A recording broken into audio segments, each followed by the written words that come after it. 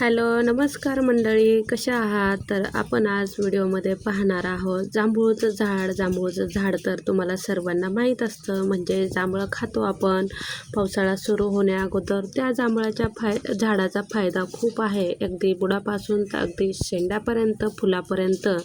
तर आपण हेच आज जाणून घेणार आहोत. आज मी सांगणार आहे माहिती जांभूळच्या फांदीची, म्हणजे लाकूडची. जांभूळच्या झाडाच्या फांदीपासून होणारे जबरदस्त उपयोगी आणि छान उपाय आणि फायदे.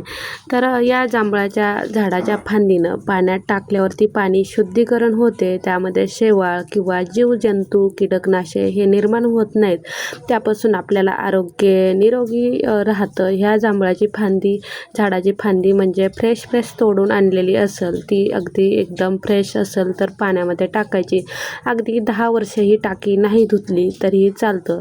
आता या पाण्यामध्ये फांदी ऑलरेडी पहिली टाकलेली आहे, तर ही 1 वर्ष होऊन गेलेलं आहे टाकी धुतलेली, पण अजूनही त्या टाकीमध्ये फक्त पाण्यातून ज्या प्रमाणात माती आलेली आहे तीच तुम्हाला दिसत आहे. जांभूळची फांदी तुम्हाला खाली दिसत आहे. पाणी एकदम क्लिअर दिसतं. टाकीला कुठल्याही प्रकारचं शेवाळ आलेलं नाही किंवा त्यामध्ये जीवजंतू नाहीत, एकही नाही आहे आणि खूप निरोगी असतं. आणि हेच जर पाणी जांभळाच्या झाडाची फांदी पाण्यामध्ये टाकली टाकीमध्ये, तर त्यापासून होणारे फायदे म्हणजे आपल्याला सर्दी खोकल्यामधून आपण मुक्त होतो. हे बघा, दुसरी टाकी आहे, यामध्ये पण किती स्वच्छ आणि व्यवस्थित क्लिअर दिसत आहे. आणि यापासून फायदे म्हणजे त्वचा छान होते, अंग खाजत नाही, केस तर धुतले या पाण्यानं तर केस गळती होत नाही, आणि चेहऱ्यावरती डाग वगैरे असतील तर तेही जातात. यानं स्किन ग्लो होती. जांभळाच्या झाडाचे फायदे खूप गुणकारी आहेत. आणि ही जर फांदी घरात ठेवली तर घरात निगेटिव्हिटी राहत नाही, एनर्जी फ्रेश येते.